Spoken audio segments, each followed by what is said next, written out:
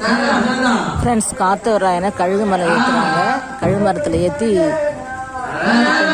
இன்றைய கதை அதான்.